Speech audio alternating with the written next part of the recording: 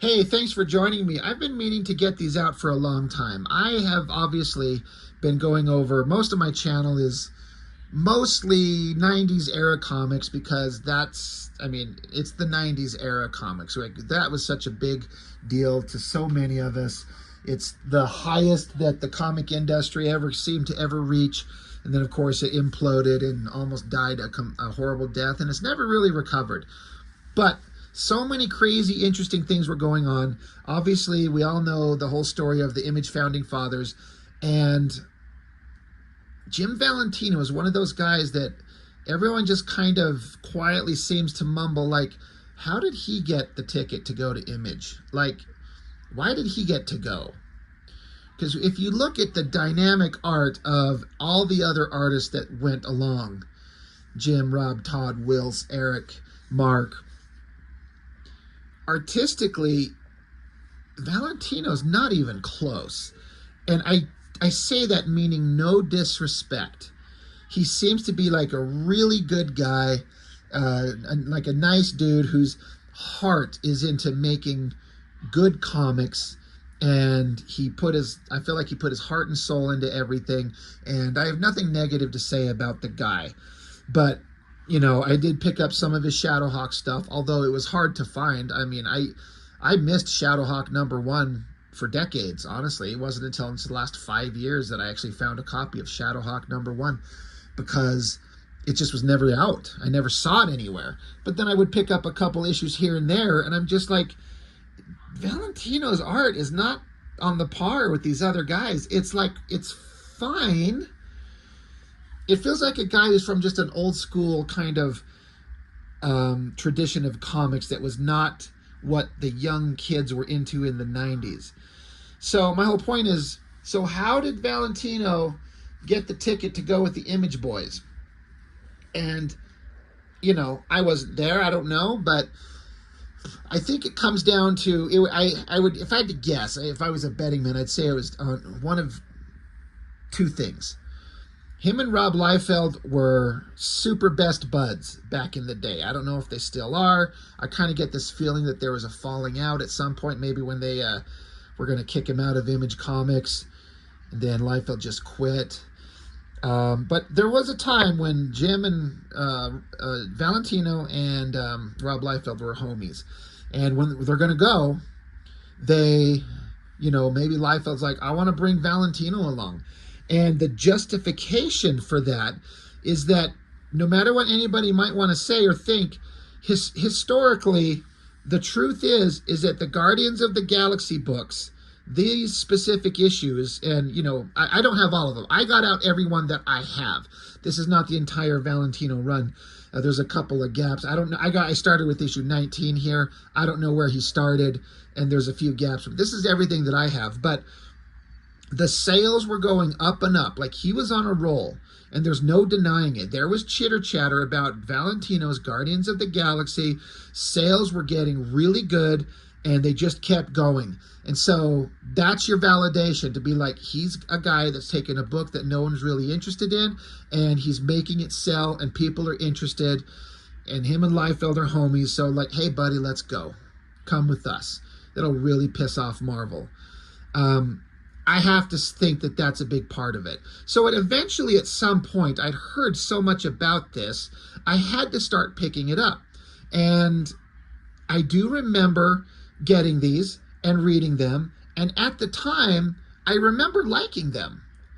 I have to say, having kind of flipped through these again and kind of refamiliarizing myself with the material for the first time in 3 decades, I kind of don't see the appeal anymore. I'm not a fan. And I don't know what it is that's changed.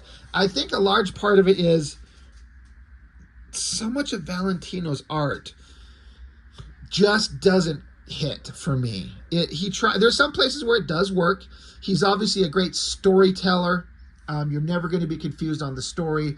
He knows how to draw a page, but it just doesn't have that exciting energy that some of all the other guys in his group had. So I don't know. And story-wise, I was like, okay, this is kind of fine. there's some parts that were interesting. I think the thing that was most interesting for me is seeing where all these characters in the future who survived from the regular Marvel universe, I think it's like 1,000 years into the future. And what are some of the, like, what happened in the past? What happened to the regular Marvel universe? I'm actually legitimately interested. But at some point, I had to start picking these up. And I did. And I have to say it's probably because of this cover. Issue 19 is what the first time I was like, you know what? I'm going to start picking it up. And honestly, if, you know, God, what year was this? I got to be sure. So 91. So I'm like 14 years old. And, you know, the 90s era comics are just getting going. Having like a long-haired, badass character with teeth and claws. The gentleman's name is Talon, leaping at us. You know, this just kind of screams like, this has got to be awesome. I've got to pick this up. And so this is the first issue of Guardians of the Galaxy. And for anybody who's watching, there's probably very few of you who don't know who these characters are. And you're like, those aren't the Guardians. Who the hell are these guys? They're not the ones in the movies. Correct. This is a different version. These are different characters. I mean, that is Yondu. I think that's the big strong guy. But I think everyone else is kind of newer characters. Like Valentino brought in different characters. I don't honestly know the entire history. But so, you know, I jumped into it, and I thought that I'd just kind of flip through every issue that I've got, because I don't see myself going through these one at a time and going over the story in great detail, because I don't have the interest, honestly. I don't think that there's enough there to keep me interested, and if I'm not interested, how do I keep you all interested? But on Earth somewhere, there's like a roving, violent gang of characters who are just taking the Punisher kind of look, and that's just they just wear the Punisher logo, and so that's kind of an interesting, you know, like well, how are we going to involve some past characters? Well, you know, whatever it is, 1,000 years in the future, this gang wears the costume design of the Punisher to let you know that they're a bunch of badasses. So I don't know where this Talon guy come from. Maybe he just appeared in the last issue. If I ever saw that, I don't remember it. So again, I was just jumping into the middle of everything. Like, I didn't know what was going on in the slightest at the time, but I'm like, well, let's just get going. Now, that's not bad right there. I mean, that's not a bad drawing of this, whoever this Talon guy is. But, did I skip a page? No. Charlie, the big strong guy, he's pissed off and he wants to get some information out of this guy. So, of course, there's going to be a fight. So, you know, Valentino's doing some, I mean, I feel like this is some Rob Liefeld type energy he's trying to get here. Big guy, big strong guy slamming down. Weird new kitty guy with the tail. He looks like a male version of Farrell from X-Force, honestly. That's what he looks like. But yeah, slamming down. And so this gives us the opportunity to have the cat guy demonstrate his abilities. Like his prehensile tail looks like he's tickling big guy's ass or something like that. So big guy falls over. I gotta say, when I was looking at this shot, like, this is the big glory shot on the page. And like, the way this head was drawn is just kind of awful. The down shot on the face, the hair, like the top of his head, what is going on? And this looks like there's a steak just sitting on his pouch. I guess it's supposed to be a holster with a gun in it, but it looks like a steak. I'm just looking at this. Again, at the time, I don't remember having a problem with any of this, but now, me looking at it, I'm like, ew, that's rough. Like, they spent more time rendering the arms and everything than the top of the figure's head, which you should focus on. So Talon, he's got claws on his fingers, and he can flick them, like flicking a booger. Flicks the claw. And, you know, he's got pretty awesome aim. He intentionally makes it land in between his fingers, and does have one land in the middle of his hand to hurt him. And he's showing they can reload those claws, you know, instantly reload it. So they have to narrate, all right, look, Mr. Kitty guy, yeah, you're awesome. We understand you're a badass. And so, you know, he's earned their respect. That's basically what's going on. I got to get going on these. If I'm going to get going through all these issues, There's some weird new alien creature that's the Sorcerer Supreme. I don't know who this guy is supposed to be. Krugar is his name.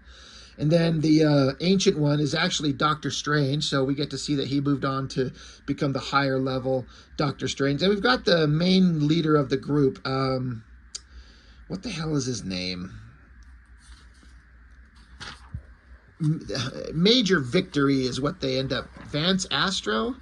But they end up renaming him Major Victory. As they kind of explained that I had to learn that he wears a spandex outfit, but it's like an adamantium spandex outfit containing his body for some reason. Exposure to air will kill him. But something's gone on and they have to fix that. We get Martinex, like the crystal guy. He's one like the original Guardians of the Galaxy. I don't know anything about him. But there's some backstory going on with him. Back with the current team of Guardians, whatever's going on. Big guy Charlie's kind of hitting on hot blonde girl, and hot blonde girl, she talks like a Southern belle. She's like, Charlie, I do declare, I thought y'all were gonna kill that furry freak. Okay, but it makes her, you know, you get a distinctive kind of dialect out of her. But I guess we're on Earth, and this is the Bronx, so you get a big splash page. That took some effort to draw, like... Credit where credit's due, Mr. Valentino, for drawing a background. His best friend who got him into Image Comics couldn't even conceive of a universe where he drew something even remotely close to that. Not in the slightest. But, you know, they're on Earth. It's a futuristic Earth. We also get this introduction. I think this is the introduction. I could be wrong. This chick, her name's Rancor. She's like some future descendant of Wolverine. And they explain later in this glass jar is like one of Wolverine's shattered claws. They don't say it here, but they eventually do tell us that in a forthcoming issue. But, yeah, you know, the team's just, again, whatever the story is that's going on. There's also this hot, half-naked babe who got killed or something. Her spirit consciousness went into the body of another character. I'm trying to remember his name. I know what it'll say here eventually.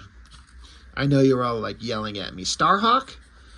But there's some kind of like astral plane, otherworldly thing going on. And that will reveal itself here shortly.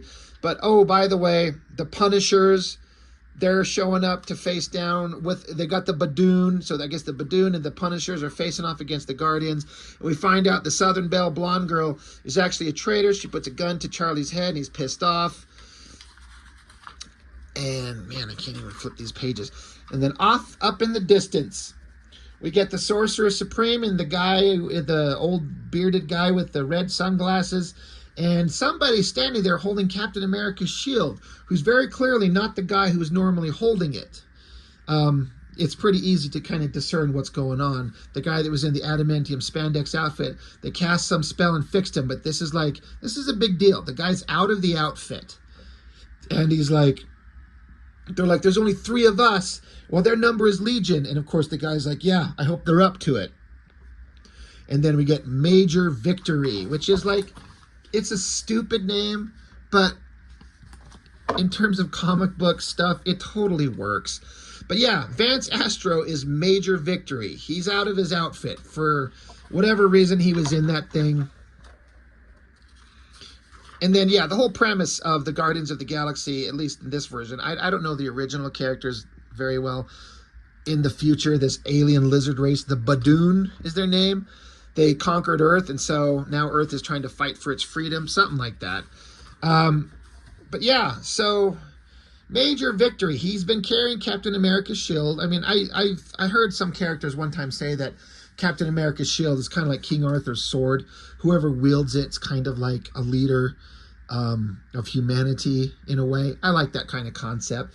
But he's got mental powers, so he can accelerate the shield with his mental powers. I got to give it up to Valentino, drawing Captain America's shield in perspective when it's like at a severe angle. We're not looking at it straight on from the front or just straight on at its edge. The circular pattern to keep it in perspective, he does it way better than his best friend ever did on a certain title. But yeah, Charlie beats the shit out of the blonde-haired girl for lying to him. we're going to get a fight. And so the team's all together, and they're like, hey, how'd you get out of your containment suit? And he's like, oh, they cast a spell and blah, blah, blah. And so he's able to rip apart his adamantium outfit, and then it reshaped itself into the thing he's wearing now, like this trench coat and his little Captain America garb. So he's still protected. So good for him.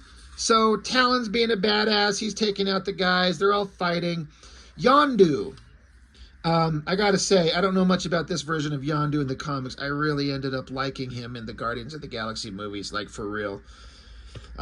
Especially in part 2. Like, to take that character and remake him into that version, which is so far from this guy. Like, the only thing that's similar is like the blue skin, sort of the red fin, and then the arrow that's controlled by a whistle. But he's a very honorable warrior. He lost his hand at some point somewhere, and so one of his buddies was about to get shot, so he's flicking some of the buttons on this new prosthetic end of his arm that he was given to him, and he doesn't know all the functions. And one of the functions is a laser blast, and he's pissed off because it's a dishonorable weapon to use a laser blaster. It's so uncivilized, you know. So he's like, I'll never use that laser blaster again. All right.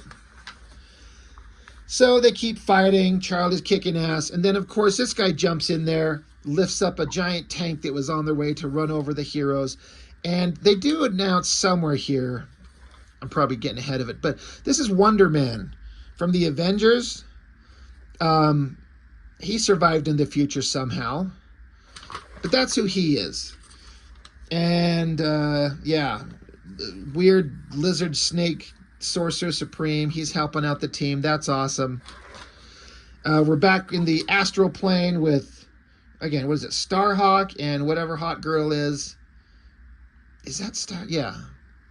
I don't know what's going on, and I didn't bother to reread this shit. I get the point. They eventually form into one big single being. We'll get to that later on. But anyway, the team's just being awesome. They're the Guardians.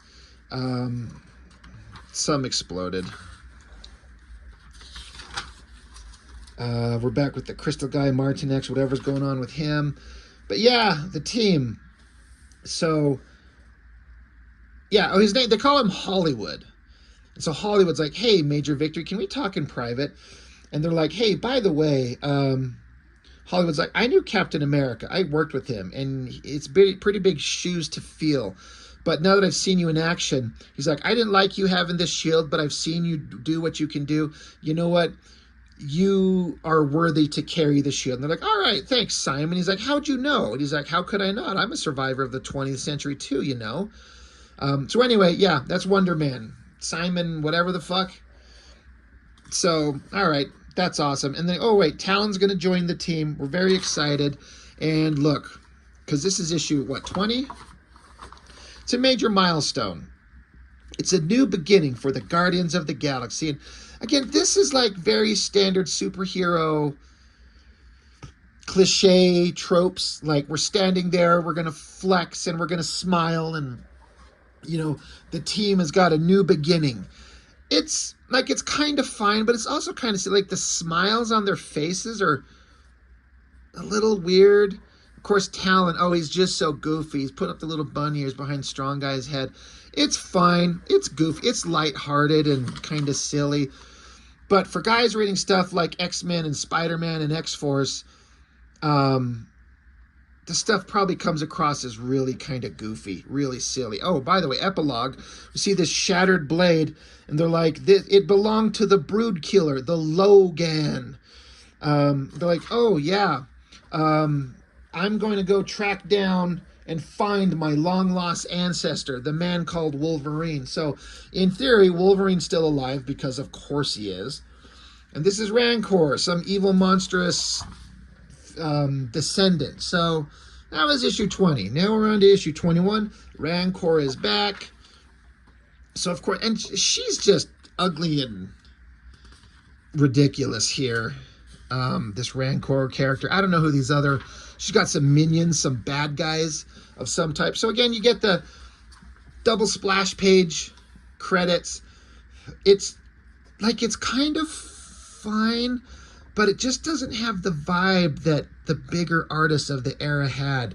Again, I feel bad saying that because obviously Valentino was having a lot of success, so who am I to complain when everything was obviously selling really well? But just looking at it now, like, I don't feel like the color choices are very good. I'm not digging the coloring. The inking's just kind of okay. I don't know. I'm not feeling this. But for some reason at the time, back in 91, I was into this. Other story points are going on. Rancor is still running around killing anything and everyone she can find, looking for Wolverine. Just keeps going and going and going. I can't remember who this guy in the shadows is supposed to be. Probably Doctor Doom or something for all I fucking know. I don't know. But, you know, that's kind of an interesting shot of this Talon guy because he's the new character and he's agile and he's crazy and he's in the training room holding himself up by his tail. I always thought this shot of whatever the Nikki, her name is, with the flaming hair, like because he's hanging up in the air, so she jumps down on her hands and by her arms projects herself up into a cartwheel, up into the air to get up onto the poles up in the air that he's hanging on. I'm like, she's strong enough to do that off her hands? Whatever. But she's like, hey, you're young and you're hot and you're cool. We should totally fuck. Like, she doesn't use those words, but that's what she's after. And he, like, rejects her instantly, like he's freaked out. I was kind of like, he's probably gay or something. Like, the way he reacts, he's like, oh, no, I can't do that. It's too complicated. We're just friends. And he takes off and leaves. She's like, geez, I just thought we'd have some fun. Charlie's pissed off because of the blonde Southern belle betrayed him, and he's also got a hard-on for the flame hair girl at some point too, but he's not trying to interfere with that. It's a major victory, and Hollywood are training, of course. Yeah, they keep talking about this girl. What the hell was her name? But, you know, he's reminiscing about how she got absorbed, perhaps forever, by Starhawk. And so now that he's out of his suit, he can actually fuck. But his girlfriend's gone, so, you know, he's not contained in that suit. So he can actually get some skin-to-skin action. But she's gone, so he's like, I'm just going to have to go back into my quarters and, you know, be in my bunk, rub one out. It's all about romance in this one, because this girl, whoever this girl is here with the short hair, she's trying to get up on blue skin, red fin guy. She's trying to get up on his junk, and she's like, you don't feel anything for me? And he's like, no, I feel a very deep friendship for you. But he's like, he's a very honorable guy, and he's not into casual fucking, and he's also pledged to someone else. So apparently there was some kind of relationship between the two of them, and she wants to get, you know, ain't nothing twixt her nethers, wasn't run on batteries for the last couple of years. And she's like, come on, man, you've got that attachment on your hand. Like, let's just use it. And he's like, that would be awesome, but I can't because it's dishonorable, and I've pledged myself to someone else. Whatever the story is, this is some other... Yeah, we'll find out next issue whoever is blowing a hole in a wall with the lizard guy. Alarm goes off, so everyone gathers, the team gets together. Something's going on. They're like, oh shit, Rancor, this violent, murderous creature is out there killing people. So the team has to charge into action. Once again, the art is just... I get the idea. You know, they're gathered, they see on a monitor some violent happenings, and so they all charge into action. But this is all like, it's just weak stuff compared to the stuff that was interesting at the time. And I don't look on it with fondness or reverence. It's just kind of okay. We're still having the astral plane connection between Starhawk and the girl. And there's some kind of hawk god, I think, that shows up and swallows her soul. Whatever the fuck. All right. Oh, my God. You know that Valentino and Rob Liefeld are friends because we have the team in a flying vehicle and they're jumping out of it. Like, this is like one of those tropes that it's a big deal. You got to jump out of the flying vehicle. That's just so exciting.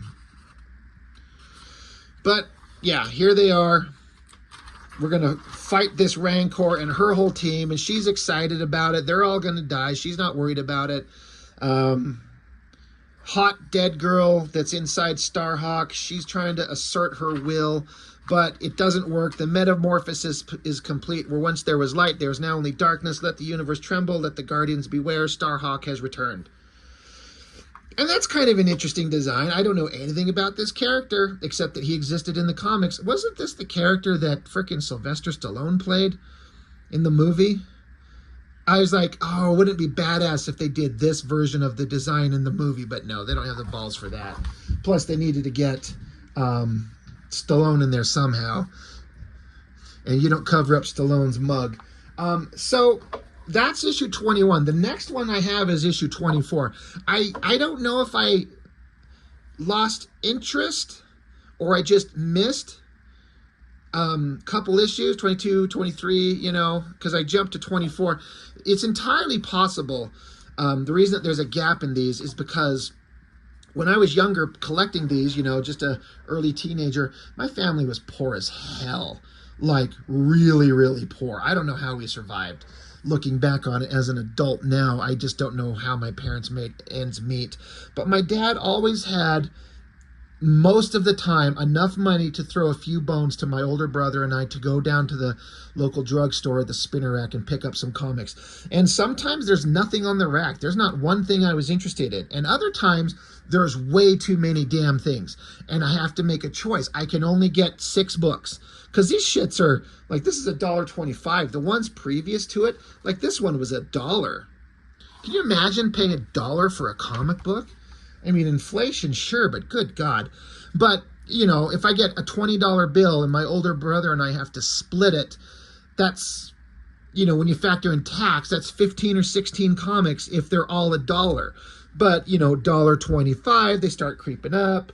So I'm going to think that there might have been a stretch where I just didn't have enough money to get everything I wanted. So I skipped Guardians of the Galaxy because as much as I was enjoying it at the time, you know what? Sometimes shit's got to be put on the side. This was interesting to me because I have to say, I'm not sure on the time frame, but I'm fairly certain, this is 92, that the Infinity Gauntlet has already happened. In fact, I'm sure of it. And so I had become familiar with the Silver Surfer. I read Silver Surfer number 50, which I did a video on very recently. It's one of my favorite comics of all time. I've read the Infinity Gauntlet. And so now, in the 31st century, the Silver Surfer is showing up to run into the Guardians. And I'm like, look at him. He wears a red cape. He's got Quasar's quantum bands, although I didn't know at the time, but I know now. This is kind of awesome. So I'm like, what's the Surfer like in the future? What's going on there? So whatever happened with the battle with Rancor.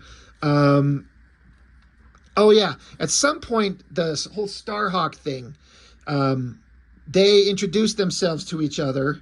You know, he come back, and you find out that the spirit of what's the hell her name? Alita? Is that her name?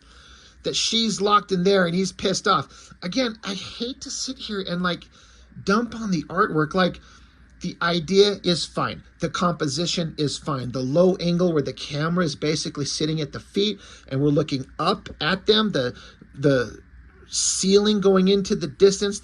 This very basic technology. But the drawing on the arm here and the legs, like the anatomy. Valentino's not known for anatomy, and I've just got done talking about how, you know, I've started to say, like, honestly, an artist doesn't need to know perfect anatomy. That's not necessary. As long as you get the basics, you don't need to know perfect anatomy. I've been saying that a lot recently. So that all applies here, but there's something about the figure structure here that just looks weird. He's thick-ass, huge legs, his little bunched up little nut pouch right here. It just looks weird.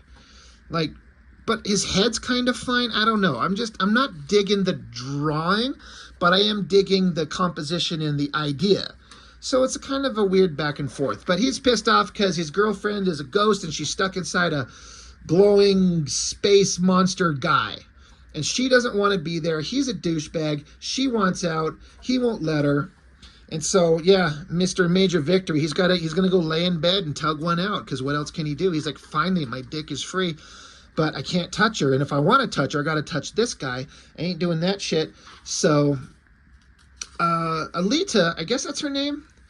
Yeah, she discovers that while she's inside him, possessing him, she can focus and trigger to cause him pain. And she's like, I'm gonna cause you pain until you let me out. And he's like, even if it kills us both? And she's like, yeah, I'll keep doing it. So, make your choice. Talon's here. He's talking about how he fought that Rancor chick and I guess kicked her ass. But we don't get to see it. So he's bragging to Yondu. He's like, did you see me kick her ass? He's like, yeah, kinda, sure. Good job. She still got away, so you still suck. So Talon's kind of trying to like chat up Yondu, like, we're kind of similar. We're like very much not human. We're very different. And yeah, I mean, I'm probably reaching, and I'm mostly joking, but I don't know, because somebody tell me, am I right? Remember how, what's her name? The flame hair girl, Nikki, tried to hit on him and he did not want any of it. Now he's chasing Yondu down. I mean, like, is Talon a gay guy? I don't care. I'm just like, is that real? I'm probably reaching. I'm stretching, but maybe he's really interested. He's like, hey, that big fin, let me lick the tip of it. He's like, come on. You can fiddle with my tail and we'll just see where the night takes us. And Yondu ain't having it. But they're having a conversation about how they're different. Talon says that he studied under the Sorcerer Supreme, Krugar. And so he learned some magical abilities. And Talon's like, yeah, a little, but I was too wild. I couldn't keep up with my studies, so I know a little bit. So then Talon's like, tell me something about you. Tell me about your fin. And he's like, it's not a fin, it's a crest, it's compressed hair follicles. All right, great. And then, so Talon's like, well, what possible function could it serve? He's like, I'm sorry, Talon, but it's improper to discuss that. He's like, improper? Oh, I get it. Well, all right, Yondu, I may just get to like you yet. I'm telling you, he's gay for him. Like, am I right? Like, I'm not making this up, right? And if it is, that's kind of forward thinking, kind of progressive for a comic in the 90s. I'd be really kind of curious. Back with Charlie. He's lifting some weights. I guess these are supposed to be representative like magnetic fields holding the thing down just to make him work it out stronger. That's fine. So Flame Girl, she shows up and she's like, do you ever miss us being in space? Because they are the Guardians of the Galaxy and now they're on Earth. And so it's kind of, space is where their heart is. And he's like, you ever miss that? He's like, yeah, kind of. Do you ever think we'll go back? He's like, yeah, if the boss thinks we should. And then she says, do you ever miss us? And he's like, sometimes. And he's like, you? And she's like, sometimes. So apparently these two were pounding ass. How do you get head from a girl with a flaming hairstyle? Like, it's kind of hot. Boom, boom. But, they're like, we tried it. It didn't work. We shouldn't complicate things. And he's like, what about you and Talon? I thought you guys would hit it off. And she's like, oh, yeah, he just wants to be friends. And then we're back to, like, we saw a similar panel like this lower one here on a previous page that's supposed to signal, where was it? Jeez, was it this far back? Here. I think it's supposed to signal like the surfer traveling through the galaxy coming to Earth. So we get a panel there, another one there. But anyway, Charlie and Flame Girl keep talking about it. Like, you know what? We've got a good thing going. We should just stay friends. We don't want to complicate things. She's like, I know. All right, that's fine. He's like, all right, I'm going to hit the shower. She's like, you want somebody to wash your ass? He's like, hey, don't joke. And she's like, I'm just kidding, whatever. And she's like, thanks. And he's like, for what? And she says, for just being there, for being a friend. Now, can I come blow you in the shower, please? Anyway, yes, whoever these humans are, they call Major Victory, and their sensors have picked up the surfer traveling through the universe on his way. That's a pretty impressive double-page spread. Like, I'm going to give it to Valentino on that one. It looks pretty good. I don't know that I would have, because obviously the surfer doesn't have a surfboard, so I don't know that I would have, it's like they put him in a pose like he's still riding a surfboard. but he doesn't have one. So I don't know that I would have positioned him like this, but that's just nitpicky. I don't know what I would have done. It's pretty good. It's pretty impactful. Like, the Surfer's on its way. He's big on the page. It works. And of course, he's thinking to himself, he's like, how do I keep ending up back at Earth? In all the centuries I've lived, I keep coming back to Earth. And ever since the first time Galactus came after it, his life has been affected by it. So it gives kind of a recap of his introduction in the universe with Fantastic Four number 50, and then he was freed and able to roam the universe, but then into the future of the Marvel universe, but the past of the Guardians universe, when the alien, the Badoon, they showed up and started conquering Earth. Surfer joined them. I mean, you got Doctor Doom, you got Franklin Richards and Captain America fighting the aliens, but Surfer was told by Eon that it was Earth's destiny to be conquered. So you just have to let it be. So Surfer, in shame, left Earth to its fate. And it does say here that the Guardians reality split from the Marvel mainstream reality several years ago. So this essentially makes this version of the Guardians of the Galaxy, and maybe all of them, just a big what-if issue. None of this is set in the Marvel continuity, so it's just an alternate universe. So it's like the ultimate what-if story. But anyway, Surfer, he's like, here, I'm at Earth. This is awesome. It's a beautiful world. I have to warn them once again of the coming of Galactus. And he gets hit by a big, giant black fist. I guess that's the powers that Starhawk has. I don't have a clue. But they punched him out of space. And then Charlie with the giant gun unloads onto the Surfer. And then there's some like, hey, I've interacted with the Surfer before with the original Guardians.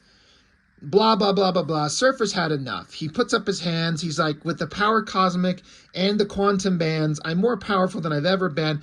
Everyone sit the fuck down, shut the fuck up. And Talon's like, yeah, maybe we should sit the fuck down and shut the fuck up. So, all right, everyone gets cooler heads, and they all find a nice little idyllic garden spot, and they sit down, and Surfer tells them a tale that basically what his past was. There was a time when Surfer had the quantum bands and his surfboard. He ran into some future version of Thor, and you get like a recreation of that classic John Buscema Silver Surfer Thor cover where they interacted with each other. And the Guardians are like, yeah, we ran into that guy. He's actually pretty cool. Dargo, some future Asgardian Thor. Anyway, blah, blah, blah. What's going on? They chit-chat back and forth. There was a time when Surfer, Dargo, and Firelord, is that his name? Yeah. They decided to take on Galactus one final time, and they all unloaded their powers at the same time. And Galactus's current herald, Nova, she jumped in the way to take the blast to protect her master, and it killed her. And Galactus was pissed. He absorbed her energy, and he's like, you know, you should all take solace in the fact that Galactus is above such petty conceits as revenge. And so he takes off, Galactus leaves, and he's like, I shall never commission a herald again. Because you got the Surfer, you got Firelord, now Nova's dead, and Galactus is like, I'm never going to use a herald again. This shit just never works. So Firelord and Surfer take off into space, and they find out that Galactus went to Zenla and consumed that planet, like as punishment, to punish the Surfer. So he's pissed off. And while all this is going on, Eon, whatever this thing is, this eyeball, tree trunk face thing, he shows up and says, by the way, Galactus, he's on his way to a star system inhabited in the Centauri system. And that's the homeworld of, what's his name? Yondu, sorry. He's like, holy shit, that's my home. So they're like, all right, Guardians, looks like we've got a goal. So now it's like Silver Surfer's joining the team. They're going to pose and look awesome, and they're going to face off against Galactus. And that I'm interested in, because Galactus is ancient and eternal. He basically never changes.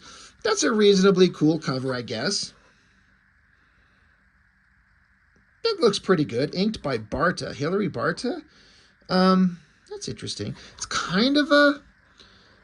It's not a foil, but like silver ink cover. The price of this comic suddenly shot up. $2.50. It goes from $1 to $1.25 to $2.50. Now it's a little bit thicker issue. It's issue 25. It's a big deal. I guess they can charge more money. The paper's nicer quality. It looks brighter and more vibrant. But yeah, the Galactus is on his way to wipe out a star system. It's the home planet of Yondu, so we can't have that. So now we get this pretty awesome shot. I don't understand. The Surfer can, with the quantum bands, his power, I don't know if he's supposed to look giant or it's just the perspective, but I guess he's towing this giant space station, which is the home of the Guardians. They all pimp around in this giant space station thing. But they're all on their way. And that's a pretty interesting double-page spread. Like, it's pretty impactful. But yeah, we got to fight Galactus. So, of course, we're going to get some backstory. After Galactus destroyed Zenlaw, Surfer attacked Galactus. And, of course, Galactus having he just fed, so he's at full power. He flicks away the Surfer, and they show that Galactus actually destroyed the Surfer's board as punishment. He's like, fuck you, I'm sick of you betraying me, over and over again. So he flicks him away and shatters the Surfer's board, which I thought was an interesting concept. And then he removed the sheathing that coats his body and protects him from space and just casts him into space. And I guess because he has the quantum bands, he was able to survive, but he just kind of wanders through space aimlessly until a member of the Watchers named Aaron, A-R-O-N, Aaron or Aron, however that's pronounced, last seen in Fantastic Four number 333. But one of the members of the Watchers grabs onto the Surfer, takes him outside of eternity. So here's this connection to the stuff that I learned about in the Infinity Gauntlet and the Adam Warlock series that I just reviewed recently. And, you know, they decide they basically recoat the body. With the help of the Watcher, he's recoated in the silver sheathing. He's got the quantum bands. So Surfer's back in action. You know, Galactus wanted to punish Norrin Rad for all time, but he should have just killed him, but that didn't happen. So that's just giving a history of Galactus, or rather, of the Surfer in this universe. So now they're all together, so they're on their way. Everyone's chit-chatting back and forth, and they're like, they're just making plans to face Galactus. And they arrive, and Galactus, he hasn't fed in so long. He's very weak. This is one of those things about Galactus where he goes so long in between feedings. He says here, never in my billions of years of life has it been so long since I took nourishment. It's like, well, why are you waiting so long? Like, what's the problem? But, so, of course, that makes him weak. So, of course, that's convenient that our characters can fight him. Firelord himself, again, is there. And he's like, I'm a member of the Guardians. I'm going to protect the planet below. And Galactus is like, God damn it, another one of you fucking heralds is standing against me. So he flicks him away. So, yeah, the Guardians are all suiting up. We got to go face him. They get out there. And so the fight starts. Starhawk zipping around. Galactus blasts at him, misses.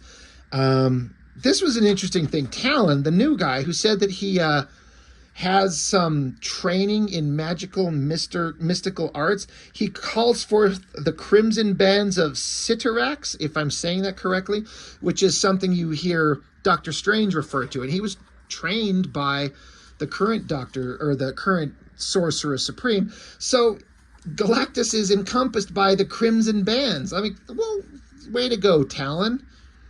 Good for you. So the rest of the team, they're all just working out their plan to face him down. Firelord, he's getting all pissed off. Like, you can kind of just, you know what's going on. For some reason, Yondu is just going to sit on his ass and do nothing.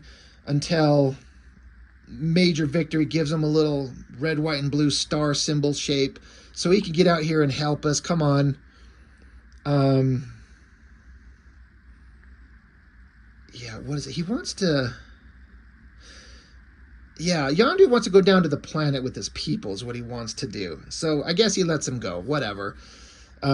Charlie rips off a giant gun from, I don't know if it's the space station or Galactus' ship. That's a pretty awesome shot right there. And I got to say the use of the screen tones to give it the mid-value range on that, if you can see that, that looks pretty dang good. But with the giant gun, he unloads onto Galactus. I guess we don't get to see the impact. I'm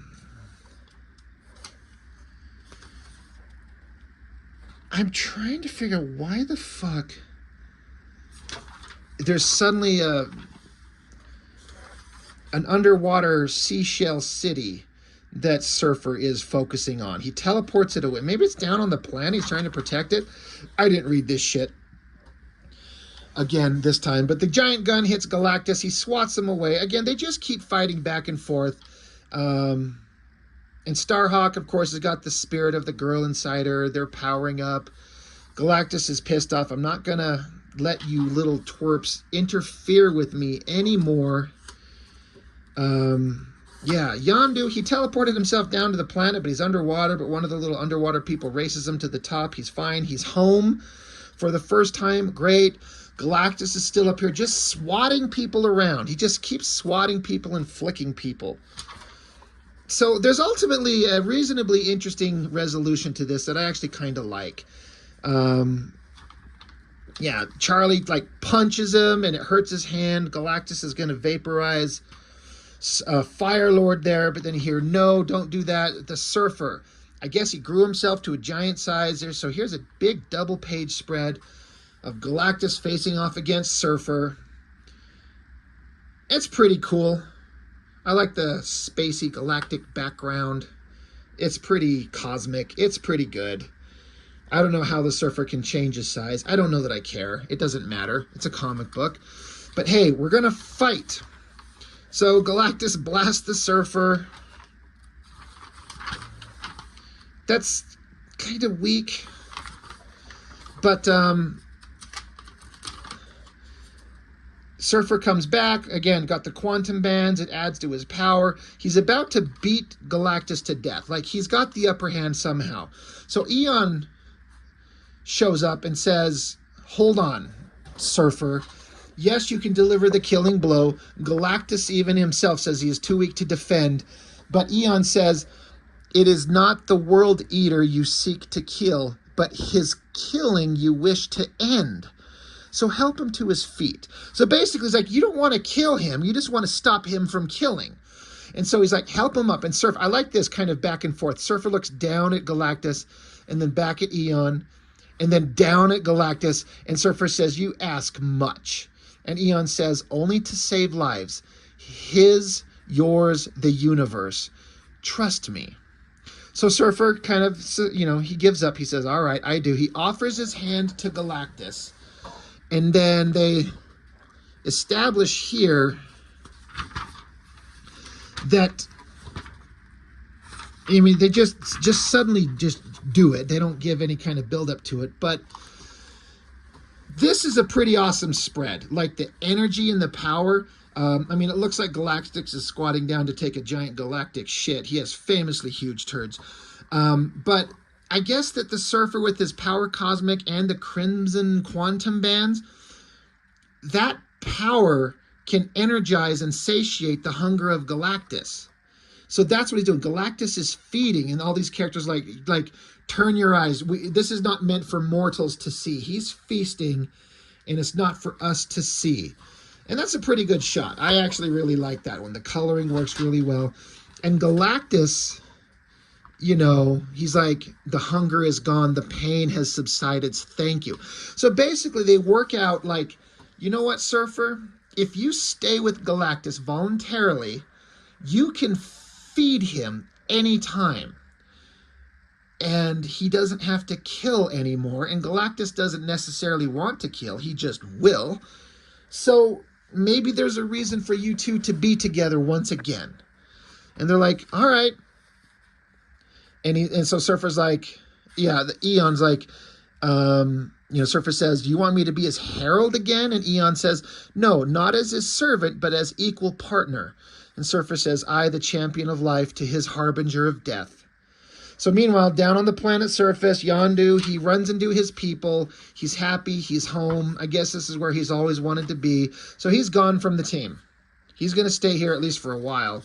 And then the Guardians are all kind of wrapping up. They're all kind of excited, and we're all off onto our further adventures. Thank you, Fire Lord. You're a badass. Off into space. You can do whatever you want.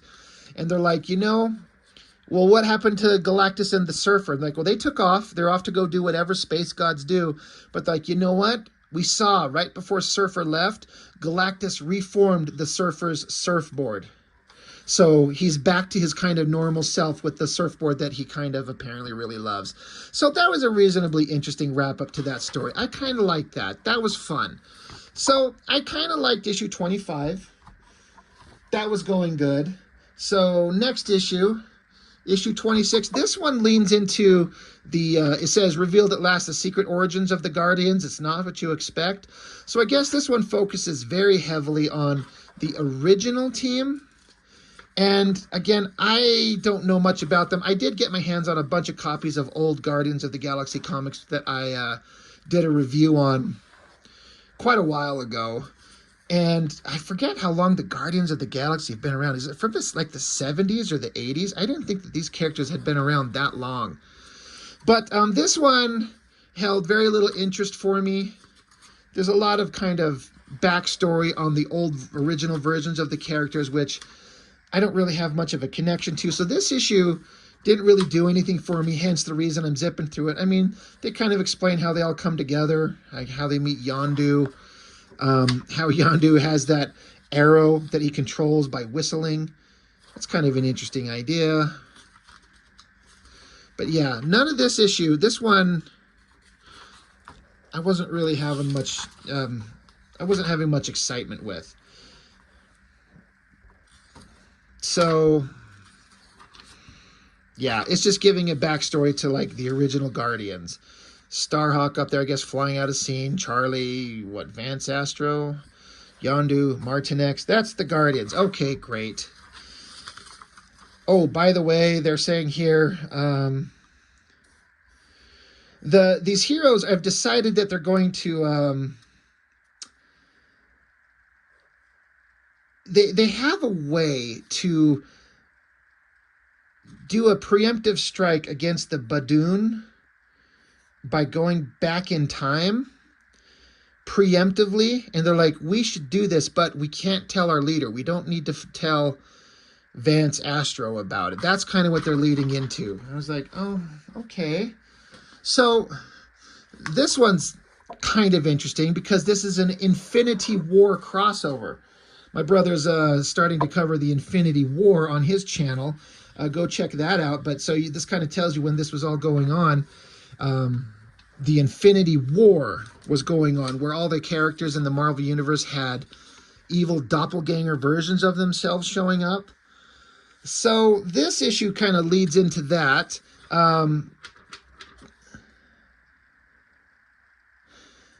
Yeah, they're sitting here yelling at each other.